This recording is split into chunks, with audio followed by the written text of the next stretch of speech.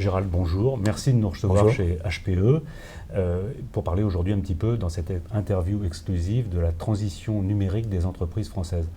Avant de parler du cœur du sujet, j'aimerais dire un petit mot sur vous. Ça fait longtemps que vous êtes chez HPE, ça fait combien de temps? 9 ans. 9 ans. 9 ans maintenant. Et j'ai cru comprendre en lisant vos blogs que HP, c'était votre société de cœur. Vous imaginiez un petit peu quand vous étiez jeune, vous projetiez, vous aviez l'ambition de venir chez HP. Vous pouvez nous dire un petit mot sur C'est-à-dire qu'en fait, HP, pour moi, quand j'étais étudiant, c'était l'entreprise, c'était la HP Way.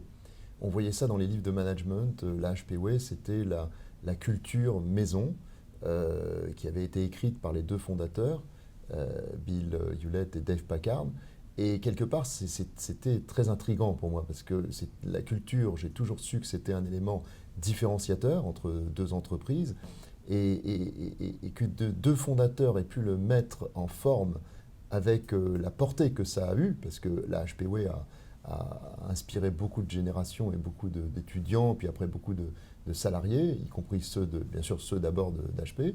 Moi, ça m'intriguait. Donc j'avais en même temps beaucoup d'admiration pour cette entreprise et pour ce qu'ils avaient fait, c'est vrai.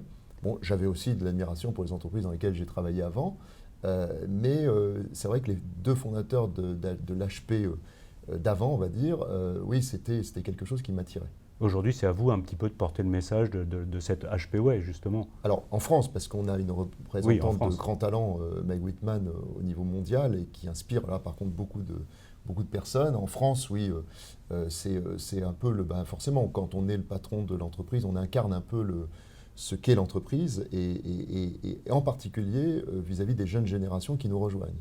Et donc, oui, il faut qu'on donne du sens aux choses et qu'on essaye de mettre beaucoup de valeur dans ce que nous faisons.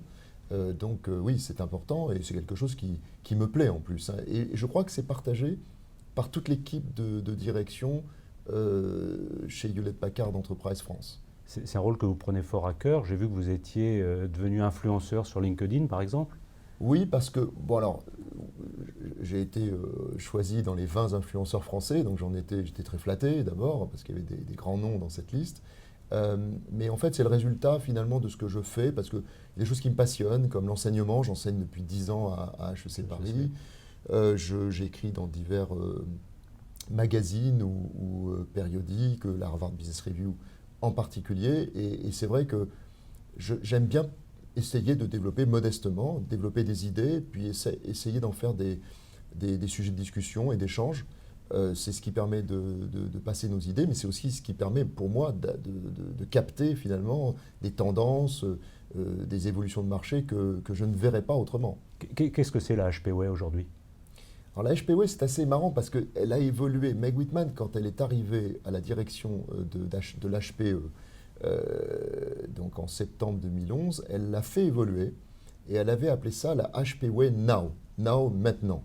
Pourquoi la faire évoluer? Parce qu'elle s'était dit, elle avait parfaitement raison, qu'au moment où les deux fondateurs écrivent la HP Way, eh bien, les réseaux sociaux n'existent pas, l'Internet n'existe pas, etc. Donc la société s'est complètement bouleversée et elle a dit qu'il faut introduire une forme de modernité dans cette culture maison. Elle l'a fait évoluer.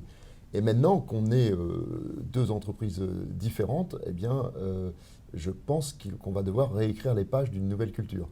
Mais la culture ne se réécrit pas complètement, elle évolue. Donc on va partir de cette culture-là pour la faire évoluer. L'objectif, c'est de rester un leader. L'objectif, c'est de rester un leader. Alors attention, parce que ça, c'est un sujet intéressant, parce qu'on peut être le leader en chiffre d'affaires, numéro 1 d'un secteur économique, et ne pas être en fait le leader. Pour être un leader, il faut être suivi. Pour être un leader, il faut être suivi. Je pense que la meilleure définition du leadership, c'est qu'il faut qu'on ait envie de suivre quelqu'un. C'est ça la meilleure définition qu'on puisse donner du leadership. Et ça vaut pour l'entreprise. Et il y a des entreprises qui ne sont pas les leaders en termes de chiffre d'affaires d'un secteur, qui pourtant impactent le secteur de façon considérable, soit par l'innovation, qui peut être technologique, mais qui peut être sociale, organisationnelle, qui peut prendre différentes figure, mais le leadership, je pense que c'est quelque chose qui est très diffus dans l'entreprise et qui peut prendre différentes formes. Avant de parler de la transition numérique, j'aimerais que vous nous disiez un petit mot sur HP aujourd'hui, sachant qu'il y a eu une scission entre deux structures. Vous pouvez nous redire un petit mot, Oui. comment se sont réparties les activités et éventuellement pourquoi la société HP a fait ça? Alors HP, tel qu'on était jusqu'à fin octobre 2015, puisque c'est au 1er novembre que nous avons séparé l'entreprise en deux. Donc on a séparé l'entreprise HP en deux, c'est-à-dire d'un côté HP Inc. comme Incorporated, qui en fait regroupe les PC et les imprimantes, et puis de l'autre côté, gérer tout le reste, et ça devient Hewlett-Packard Enterprise, et ça comprend les serveurs, le stockage, les réseaux, l'ensemble des services, c'est-à-dire de bout en bout, consulting, support maintenance, intégration, transformation et l'infogérance, et puis tous les logiciels.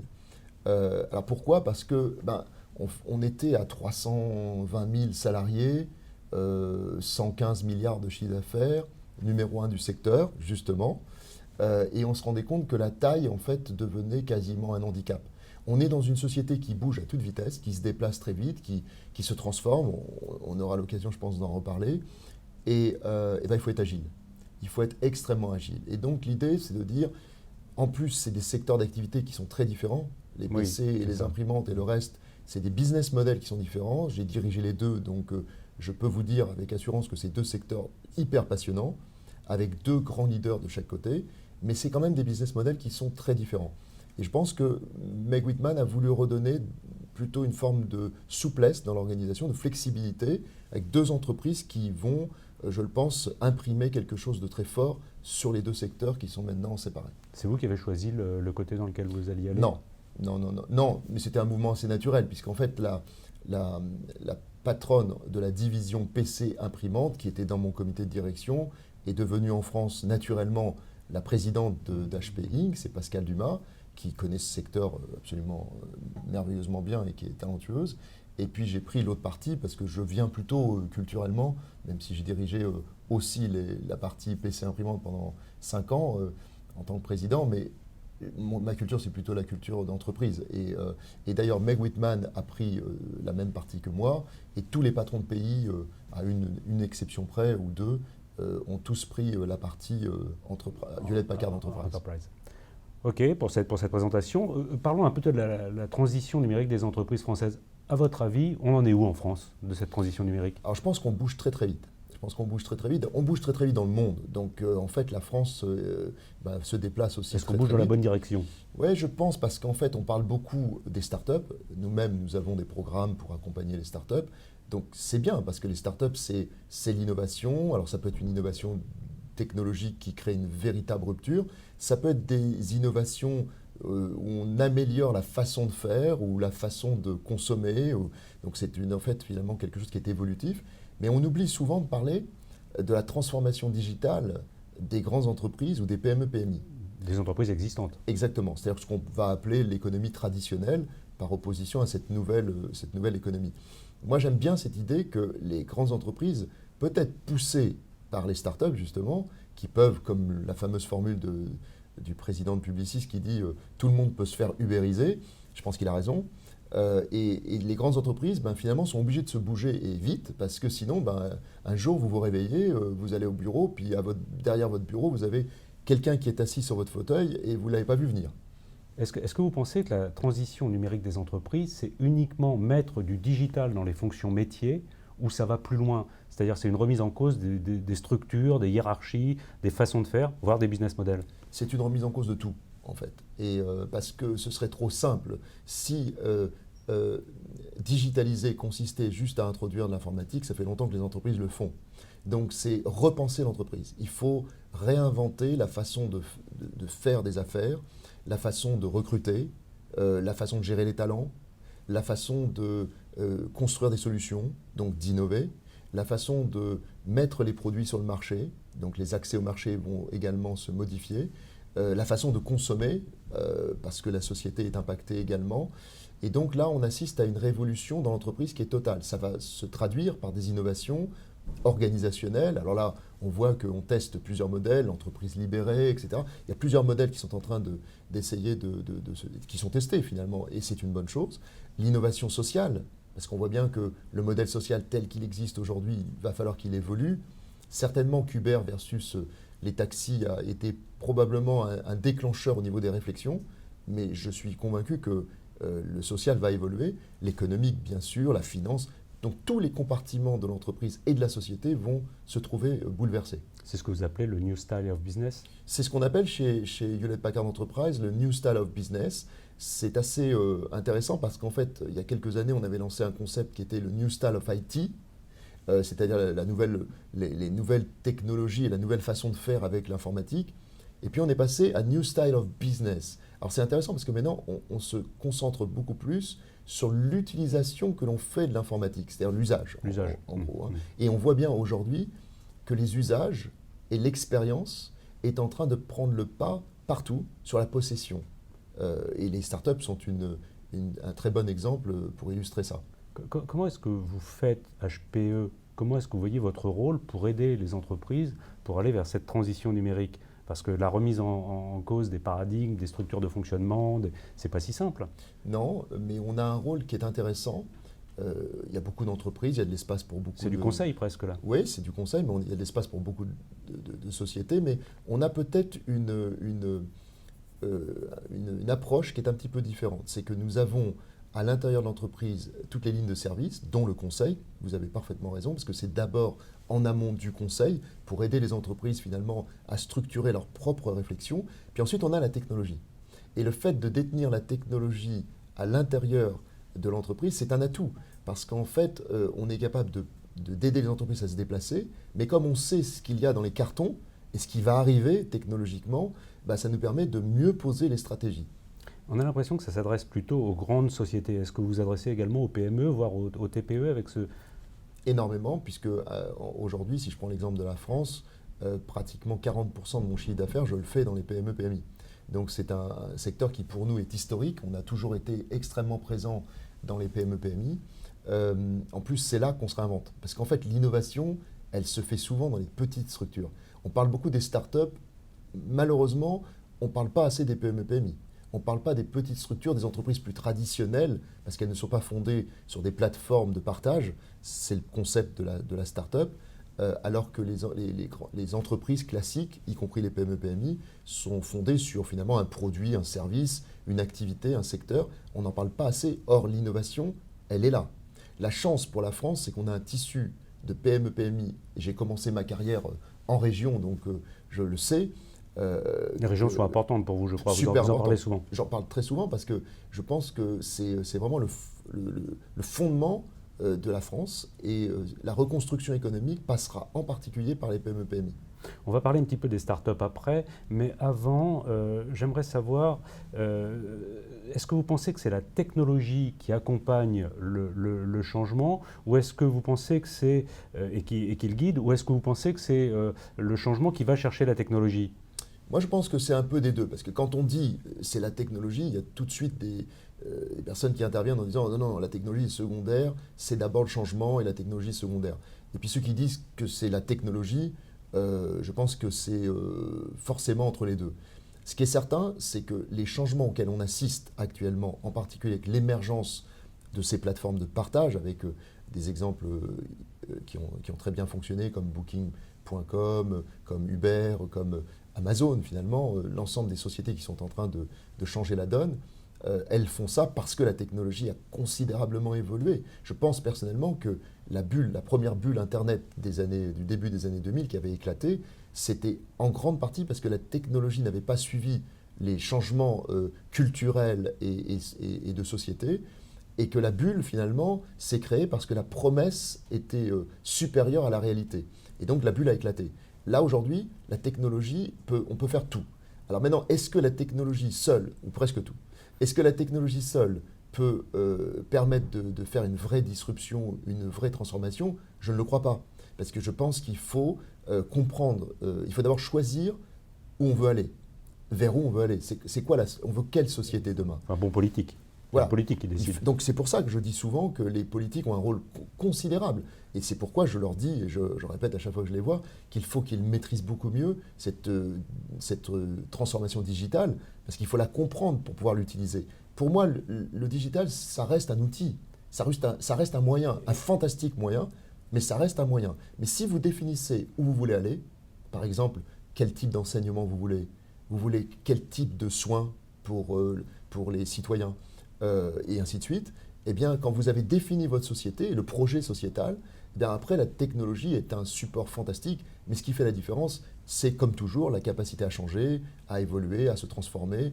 Donc la conduite du changement et le conseil, vous le disiez tout à l'heure, reste un élément vital. On le voit quand on rencontre nos clients, c'est là qu'est le principal challenge. Et le facteur humain qui est souvent un frein, qui a du mal à évoluer peut-être au rythme de la technologie. C'est souvent un frein, mais en fait, ce qui est en train de se passer, moi je l'observe en tout cas, c'est qu'on est passé progressivement par différentes périodes, et là l'humain est en train de se replacer progressivement, mais assez rapidement, au centre de l'entreprise et donc de la société. Et ça, c'est une super nouvelle. C'est-à-dire qu'on a pensé que, alors, au moment où certains disent les robots vont remplacer les humains, il faut faire attention parce que l'intelligence artificielle, est-ce qu'on saura la maîtriser demain? Je pense qu'on a besoin d'intelligence artificielle, ça va être un fantastique outil de croissance et de développement, mais l'humain va rester le cœur de tout, parce que, au final, c'est les hommes qui font les innovations, et c'est les hommes qui pensent la société. Mais il faut qu'ils évoluent, c'est pas le plus simple. Parlons un petit peu des startups, si vous voulez bien. Je crois que vous avez un programme spécial chez HP pour accompagner des startups. Vous pouvez nous en dire un petit mot? On en a deux en fait. On a un premier programme qui s'adresse en fait à toutes les startups, c'est-à-dire qu'en fait toute startup qui a envie de se rapprocher de nous, on leur offre un ensemble de services gratuits qui peuvent leur permettre de se développer. Donc il suffit finalement là au fond d'adhérer. Puis après on a un programme plus confidentiel où sur dossier nous sélectionnons entre 20 et 30 startups par an entre guillemets qu'on accompagne. Alors, on n'a pas la prétention d'être les seuls à faire ça, même vis-à-vis de ces startups. Ce n'est pas parce qu'on les a choisis qu'on est le seul interlocuteur, ce n'est pas notre objectif du tout.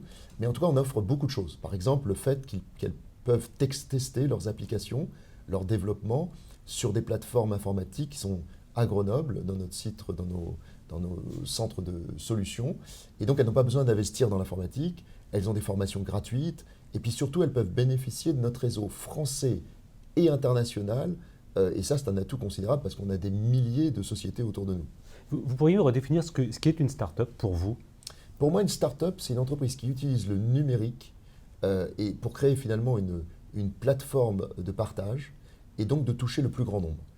C'est ce qui fait finalement la différence entre une PME et une start-up, c'est que la start-up se fonde sur sa plateforme numérique. Vous voyez, typiquement Blablacar, son développement, c'est une plateforme de partage sympathique, facile d'accès, qui va toucher un très grand nombre. Et là, on voit que maintenant, le concept qui est à la mode, mais qui est très important, parce que je vais vous dire pourquoi ça m'a fait sourire la première fois que je l'ai entendu, c'est les scale-up.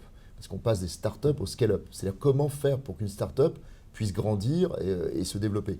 Et je souris parce que la personne qui m'en a parlé la première fois, mais pas avec ce mot, c'est Yvon Gattaz, qui est le père de Pierre Gattaz, et qui avait même écrit un livre, il est fantastique, c'est un homme remarquable, qui avait écrit ce livre où il expliquait que le challenge de la France, et puis finalement de tous les pays, mais de la France en particulier, c'est de faire évoluer nos startups, nos jeunes pousses, de les faire franchir le seuil des 3 ans, puis après des 7 ans, pour qu'elles puissent se développer en France, à l'international, et devenir des entreprises qui, du coup, sont des PME, puis après, potentiellement, des grandes entreprises. Ce que j'ai bien aimé sur votre blog, à un moment donné, c'est que vous parlez des startups qui réussissent.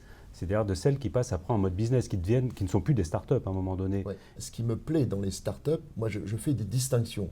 Et il y a des startups qui vraiment m'enthousiasment beaucoup, c'est celles qui sont sur des ruptures technologiques. Il y a vraiment des startups qui inventent une nouvelle façon de faire. Vous aviez dit qu'ils bouleversent le statu quo en créant de la valeur. Voilà, toujours. Parce qu'en fait, les startups, finalement, c'est celles qui n'acceptent pas les choses figées, qui n'acceptent pas ce qu'on... C'est-à-dire que c'est un peu comme quelqu'un qui refuserait qu'on lui dise non tout le temps. C'est-à-dire qu'il cherche... La startup, et donc ses fondateurs, généralement cherchent des voies pour détourner ce qui apparaît comme étant un mur. C'était le en créant de la valeur que j'avais bien apprécié. Ouais, parce que souvent, je trouve que dans les startups, on n'en parle pas beaucoup. On parle de changer les paradigmes, de changer les statu quo, de mettre en place beaucoup de choses, mais la création de valeur... Parce que voilà, on est concentré souvent sur la capitalisation boursière potentielle d'une start-up. Ça excite beaucoup de gens sur quelle est la valorisation, elle vaut cher, vous vous rendez compte. Alors qu'en fait, l'essentiel, c'est d'abord de bouleverser justement ce statu quo et de créer de la valeur. Une entreprise, depuis la nuit des temps, qu'elle soit start-up ou qu'elle soit entreprise plus traditionnelle, son développement et son succès n'est lié qu'à une seule et unique chose. Est-ce qu'elle produit de la valeur? Est-ce qu'elle produit de la valeur pour le tissu économique dans lequel elle évolue, pour les individus si elle produit des produits de grande consommation? Est-ce qu'elle crée de la valeur? C'est l'élément essentiel. J'ai vu aussi que vous aviez dit que les startups, pendant un temps, devraient créer du chômage avant de créer de l'emploi. Oui, C'était des études ouais.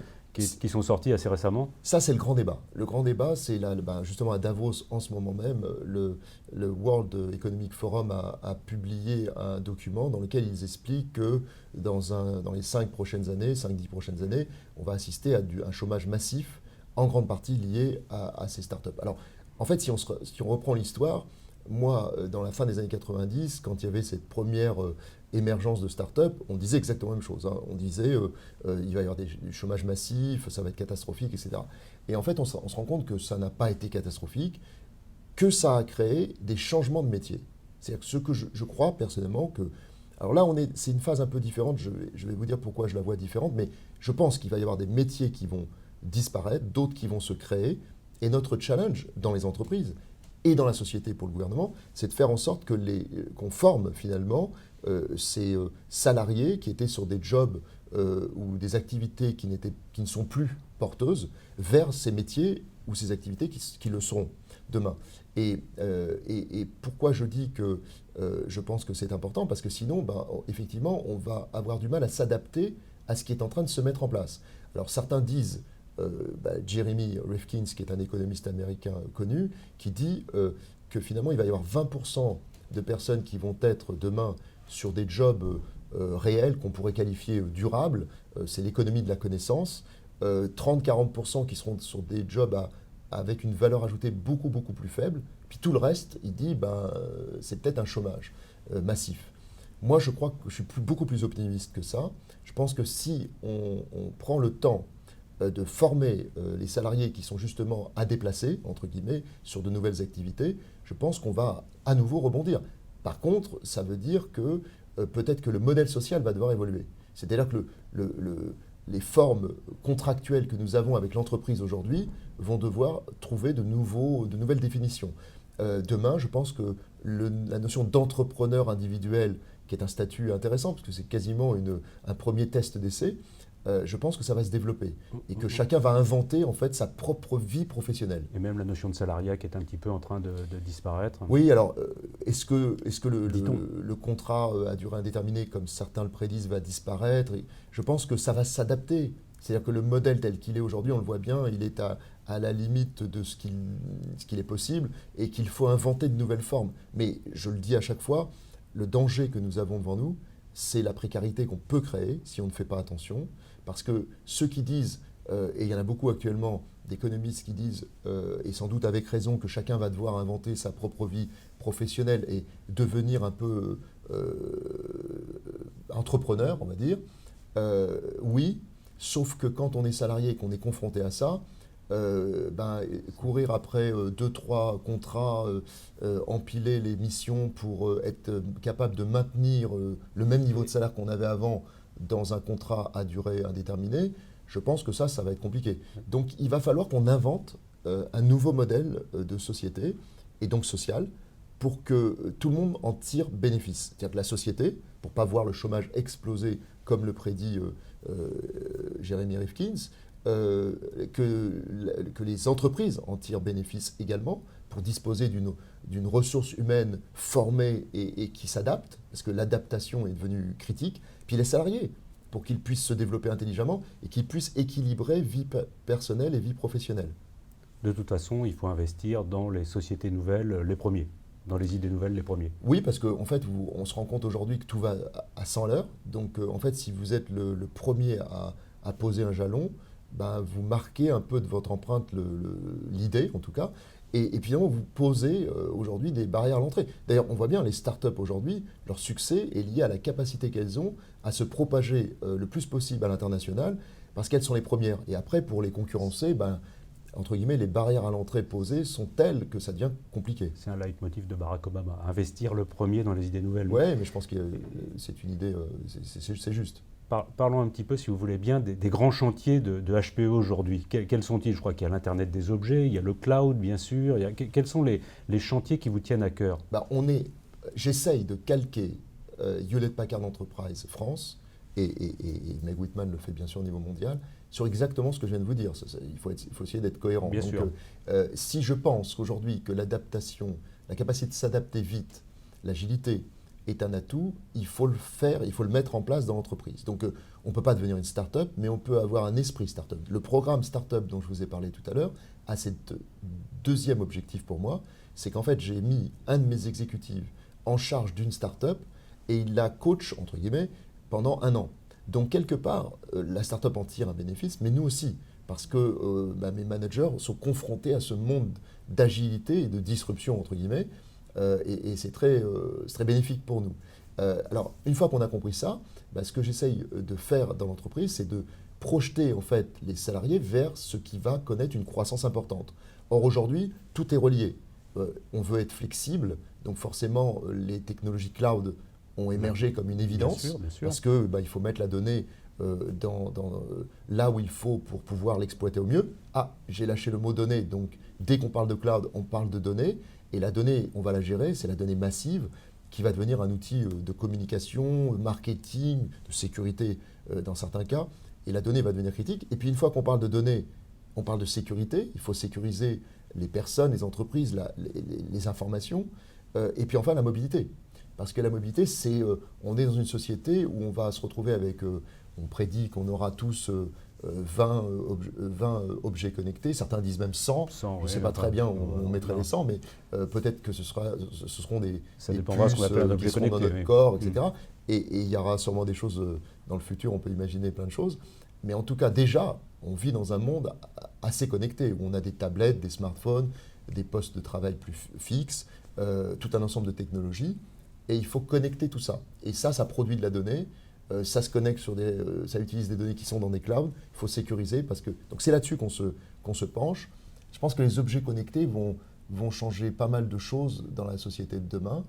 L'intelligence artificielle, la photonique, tout ce qui est nanotechnologie. Tout ça, c'est des domaines à Grenoble, à l'île d'Abo, à Sophia Antipolis, où nous avons en France des centres de recherche et des centres de solutions importants sur lesquels on se penche, parce qu'on a envie d'être pionnier un peu, en quelque sorte, sur ces idées. Mais le cloud, prenons cet exemple précis, c'est quelque chose qui a du mal à s'implanter dans les PME, notamment en France. Il y a des freins. Est-ce que vous les ressentez? On a l'impression que le cloud, c'est un petit peu une façon de sous-traiter pour les PME, d'acheter un usage quelque part, et donc de dire faites-le pour moi et facturez-le moi. Et ils ont du mal un petit peu à faire ça. Comment vous voyez cet aspect-là? Le cloud, en fait, c'est quoi? Finalement, au final, quel est le but ultime? Le but ultime, c'est de fournir aux clients, c'est-à-dire que si je suis une PME, si je suis le président d'une PME-PMI, je cherche finalement à disposer d'un catalogue de services qui me permet de demander à des fournisseurs de technologies qui sont a priori, c'est leur métier, c'est pas le mien, puisque moi je suis président d'une PME-PMI, et je vais lui dire, voilà, je voudrais avoir tant de bulletins de salaire, je voudrais avoir ma comptabilité gérée de telle et telle façon, et finalement, je vais acheter un service. Donc, à terme, je pense que l'informatique va se diriger vers quand vous êtes à la maison, vous connectez votre télévision ou votre radio, vous ne vous souciez pas de ce qu'il y a derrière la prise. Vous connectez et vous payez à l'usage, vous payez en fonction de ce que vous consommez. Derrière, demain, l'informatique va fonctionner comme ça. Alors, ce qu'on a fait, nous, pour les PME-PMI plus précisément, c'est qu'on s'appuie sur nos partenaires. Et en particulier nos partenaires régionaux et locaux. Parce que eux, ils sont en connexion avec le monde de la petite entreprise, de la PME-PMI ou de la grande entreprise aussi. Et ils sont capables de construire les solutions que ces PME-PMI attendent. Parce qu'au final, vous l'avez dit tout à l'heure, le but, c'est de fournir de la valeur. Donc quand une entreprise, une PME-PMI, se retourne vers un acteur informatique, ce qu'il veut, c'est avoir une informatique flexible qui lui permette à lui de générer de la valeur pour ses propres clients. Mais vous vous positionnez comme le one-stop shopping en fait pour les services cloud, c'est un petit peu ça, ce que je comprends. Oui, parce que sinon on est dans un monde d'écosystème et de multi-fournisseurs. Oui, parce qu'en fait l'idée de pouvoir fournir aux clients une logique intégrée avec de la technologie, du matériel, des serveurs, du stockage, du réseau, du logiciel, du service, c'est un atout. Mais en fait, ne nous trompons pas, le client dès à présent, ne voit pas tout ça. Il achète un service, il achète un usage. Ce qui l'intéresse, c'est ce qu'il va faire de ça. Et derrière, après, l'informatique devient pour lui presque secondaire. Bien sûr, quand vous êtes Hewlett-Packard Enterprise, que vous avez une marque reconnue sur le plan technologique, je pense que ça met les clients ça les rend plus confortables parce qu'ils se disent, bon, on s'adresse a priori à quelqu'un qui a une bonne technologie. Mais lui, il achète d'abord un service. Mais l'idée, c'est de vous positionner, vous, en frontal, vis-à-vis des clients, avec derrière vous des prestataires pour amener différentes briques de prestations. Oui, essentiellement, mais en fait, dans bien des cas, on peut nous-mêmes être fournisseur d'un partenaire. C'est-à-dire qu'on peut très bien laisser le partenaire en frontal si ça a du sens, y compris des partenaires locaux et régionaux, et nous leur fournir toute la technologie et tout le support de services dont ils ont besoin pour répondre à leurs clients. On n'a pas de problème avec ça. En fait, au final, ce qu'on veut, c'est fournir de la bonne technologie et un service de qualité. Celui qui va se mettre en frontal, si c'est évidemment quand c'est Hewlett-Packard Enterprise, dans certaines entreprises, c'est un atout. Mais dans d'autres contextes, si l'entreprise est plus intelligent que le partenaire se positionne en frontal, il n'y a aucun souci. Pour revenir un petit peu sur la transition numérique des entreprises et un peu pour commencer une conclusion, quels conseils vous pourriez donner à des entreprises ou à des chefs d'entreprise qui s'intéressent à tout ça, qui ont envie d'aller vers le monde digital, qui ont envie de modifier les structures, d'aller vers ce new style of business, de réfléchir dans cette direction? Comment s'y prendre? Alors, c'est un sujet intéressant parce que ça, c'est un grand débat, par exemple, de faut-il un Chief Digital Officer, le fameux job qui émerge un peu partout, ou faut-il au contraire diffuser le digital partout? Moi, je pense que les deux peuvent être appropriés, ça dépend le pouvoir que l'on donne au Chief Digital Officer.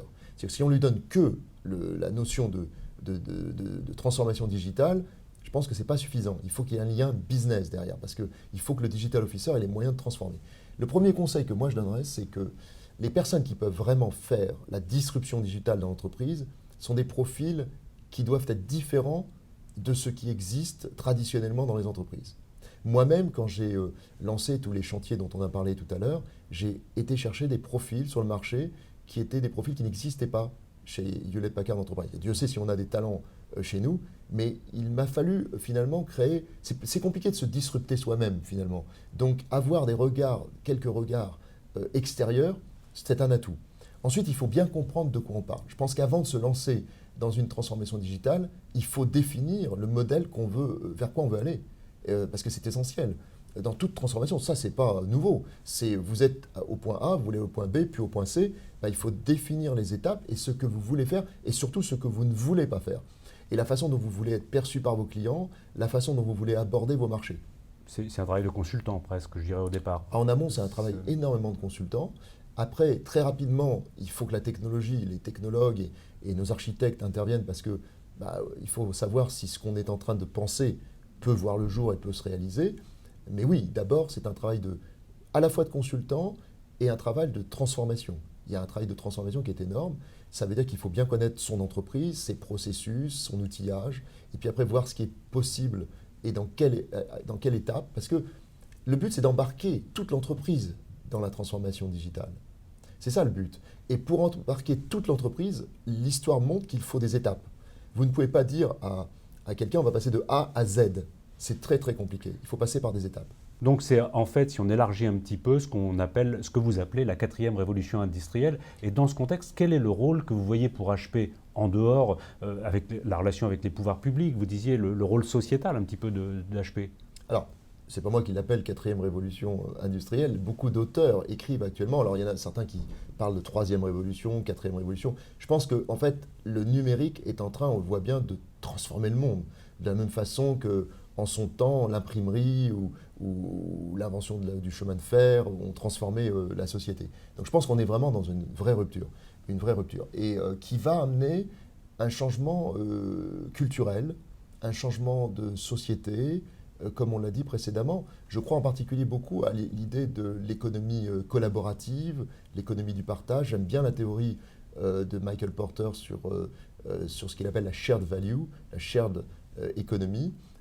Donc une économie de partage qui est quelque chose de très puissant derrière, puisque c'est l'idée de dire finalement les entreprises, au lieu de chercher la maximisation du profit à outrance en utilisant toutes les ressources de l'écosystème dans lequel elles opèrent, ben finalement, elles ont peut-être intérêt à investir dans l'écosystème, par exemple dans les hôpitaux, dans les écoles, dans l'infrastructure, dans les arts, dans la culture, parce que ce faisant, ben comme leurs salariés vont bénéficier de cet écosystème, elles vont disposer d'un personnel mieux soigné, en meilleure forme, plus compétent, plus équilibré entre une vie privée et une vie professionnelle. Et donc l'entreprise a intérêt à investir une partie de ses gains dans l'écosystème dans lequel elle opère. Alors parfois c'est plusieurs endroits dans le monde, hein, bien sûr, de nombreux endroits dans le monde. Elle investit et au final, l'écosystème le lui rend. Et elle récupère finalement un profit. Et cette économie de partage, parce qu'on fait souvent la confusion, on pense que c'est économie de partage, il y a un profit, on le partage. Non, c'est comment on peut utiliser ce profit pour le réinvestir plus intelligemment, redistribuer finalement la richesse vers des ressources humaines qui peuvent l'exploiter plus intelligemment. C'est collaboratif le terme qui va le mieux. C'est le collaboratif qui va le mieux et moi j'aime bien cette notion-là, je pense qu'on y va, tout doucement. Et la technologie est évidemment un ferment absolument fantastique pour accompagner ce mouvement, y compris les mouvements dont on parlait tout à l'heure, le mouvement social, la refonte de l'économie.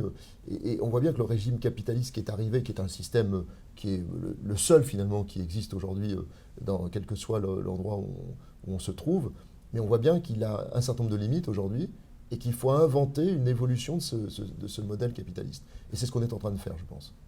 J'avais noté un petit peu sous forme de conclusion une de vos citations. Les startups et leurs fondateurs, grâce au numérique, ont réveillé l'économie et au final la société tout entière. Bah oui, parce que les startups ne vont pas sortir le monde. On voit bien que depuis 2008, même si aujourd'hui il y a des signes positifs, on est quand même en train de, vous voyez, la bourse est fluctuante, la Chine montre des signes de faiblesse, le pétrole actuellement est en difficulté. On n'est pas encore stabilisé, loin s'en faut. On est toujours dans une crise qui dure depuis 2008 et on en sortira.